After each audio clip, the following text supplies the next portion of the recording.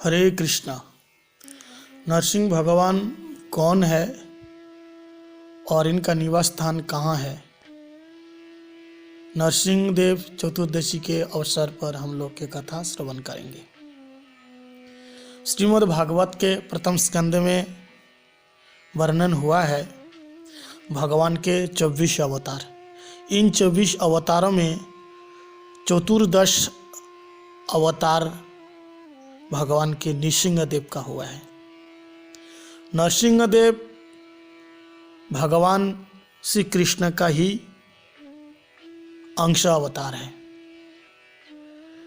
भगवान के जितने अवतार है उन अवतारों में 3 अवतारों को श्रेष्ठ बताया, जिसको हमारे श्रील रूप गोस्वामी पाद 3 अवस्था को परावस्था कहा गया।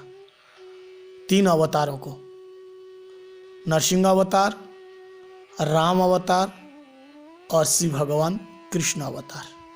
उनमें से नरसिंह अवतार श्रील जयदेव गोस्वामी पाद ने भी उन्होंने 10 अवतारों में नरसिंह अवतार की बात उन्होंने कही। तो नरसिंह अवतार, नरसिंह भगवान, इनका निवास कहाँ है? परब्रह्मस्थ वैकुंठ में इनका निवास है। लेकिन ये जब लीला करते हैं तब इस संसार के मंगलार्थ में वे जनों लोग में निवास करते हैं। नरसिंह भगवान की भक्ति के द्वारा हमारे सारे विघ्नों का दूर होता है और भक्ति की पुष्ट होती है। इसलिए शुद्ध भक्ति प्रचारक जो आचार्य है, इन आचार्य लोगों ने नरसिंह भगवान की उपासना की है। विशेष करके 4 वैष्णव आचार्यों में से हमारे श्री विष्णु स्वामी, उनके जो अनुगत जन है, इस नरसिंह भगवान की उपासना की है। उनके अनुगत एक आचार्य हुआ जो विशिष्ट आचार्य है, श्रीधर स्वामी पाद। वे भी नरसिंह भगवान की उपासना की थी। श्रीमद् भागवत की टीका उन्होंने लिखा, भावार्थ दीपिका।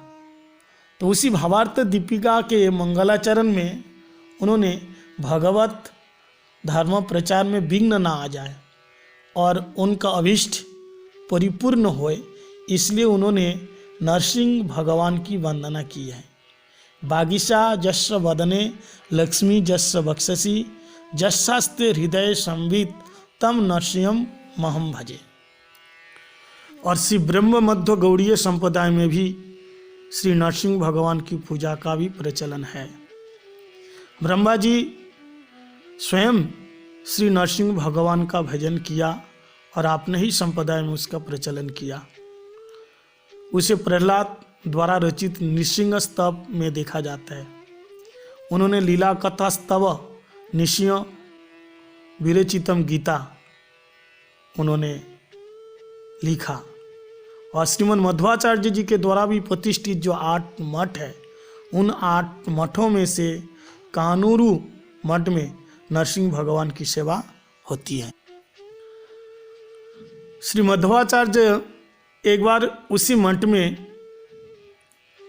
मंदिर का द्वार बंद करके नरसिंह भगवान की पूजा कर रहे थे। उसी समय उनका एक शिष्य थे जिसका नाम पंडित त्रिविक्रम आचार्य। उन्होंने उस कपाट के छेद से गुरुजी को देखा। तो क्या देखा? हनुमान, भीम और मद्धव, इन तीनों का रूप दर्शन किया। उसी समय उन्होंने मद्धव की वायु अवतार रूप में स्तुति किया और एक सुंदर रचना उन्होंने किया। जब गुरुजी पूजा करने के बाद बाहर आए तो उसी समय गुरुजी को स्तुति दिखाया। ये देख करके मध्वाचार्य ने अपनी स्तुति देख करके उनको थोड़ा सा लगा कि पहले भगवान नरसिंह देव की स्तुति होनी चाहिए। तो उन्होंने फिर श्री नरसिंह देव के नख यानी नाखून की वंदना किया और 2 श्लोक के रूप में उस 2 श्लोक को सबसे पहले उन्होंने संयोजित किया। और उसका नाम रखा नरसिंह नखस्तोत्र, इस नाम से प्रसिद्ध हुआ। फिर सत्ययुग में महाराज इंद्रदुम्न ने भी पुरुषोत्तम क्षेत्र में जब आए और नील माधव विग्रह का जब दर्शन नहीं पाया, तब उन्होंने भगवान के आदेश से 1000 अश्वमेध यज्ञ करने का संकल्प किया। तब देवऋषि नारद आए और उन्होंने कहा, तुम्हारे इस विघ्न को दूर करने के लिए नरसिंह भगवान का विग्रह की प्रतिष्ठा करो और यज्ञ का आरंभ करो। उन्होंने नरसिंह भगवान का विग्रह प्रतिष्ठित किया और यज्ञ किया। वही नरसिंह भगवान आज भी श्री जगन्नाथ मंदिर में मुक्ति मंडप की पश्चिम दिशा में पूर्वमुखी होकर विराजमान है। एक बार आदिगुरु शंकराचार्य उनकी जीवनी में देखा जाता है, एक बार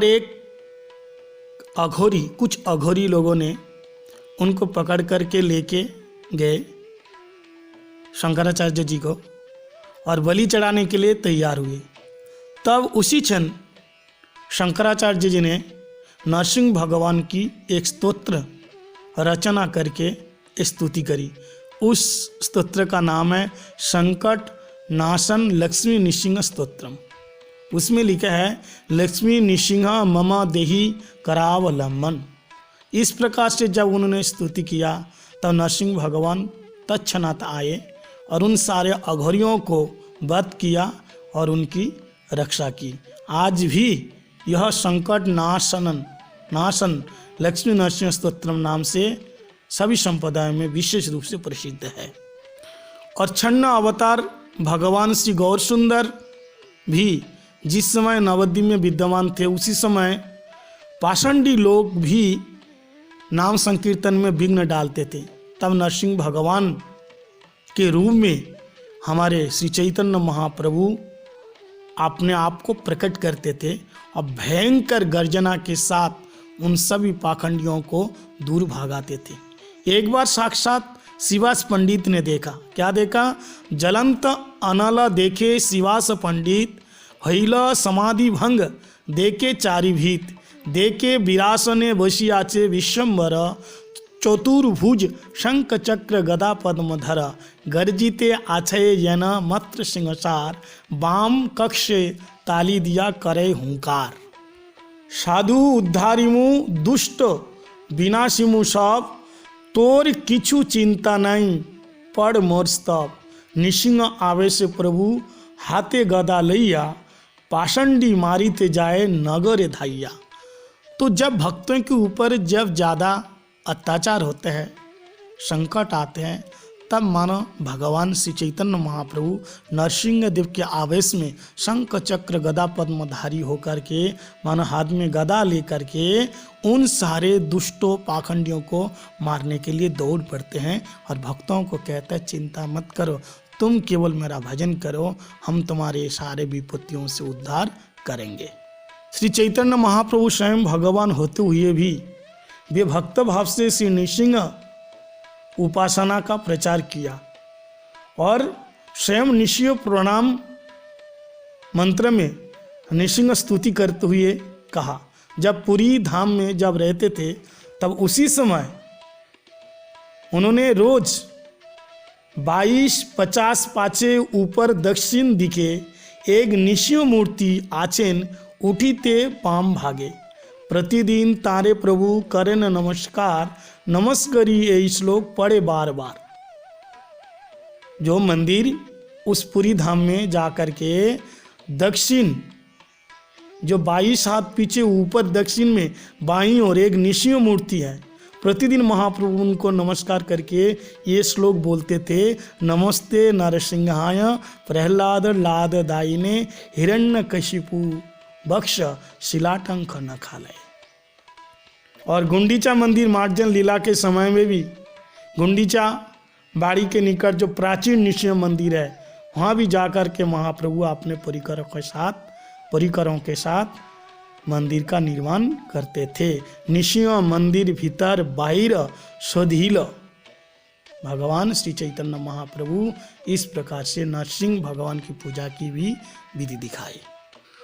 और आप सभी लोग जानते हैं श्रीमद् भागवतम में प्रहलाद महाराज जी भी अपने सारे संकटों से मुक्ति पाए नरसिंह भगवान की सेवा करके, भगवान का स्मरण करके। इसलिए प्रहलाद महाराज जी को स्मरण के आचार्य कहा जाते हैं। हर विपत्ति से प्रहलाद महाराज जी का रक्षा किया। और प्रहलाद महाराज जी नरसिंह भगवान से क्या मांगा? कुछ भी नहीं मांगा। यदि राशि समय कामान वरांस्तम वरदशवा कामान हम हृत संग्रुहम भवतस्तु विणेवरम। प्रहलाद जी कहते हैं, प्रभु अगर आप मेरे से खुश हैं और आप कुछ देना चाहते हैं तो कृपा करके मुझे ये दीजिए कि पूरे जिंदगी भर आपसे कुछ मांगने की इच्छा ही पैदा ना हो। यानी प्रहलाद महाराज जी की भक्ति शुद्ध भक्ति है, निष्काम भक्ति है। भगवान की भक्ति करने के बाद भगवान से केवल भगवान को ही मांगना चाहिए। हरे कृष्ण।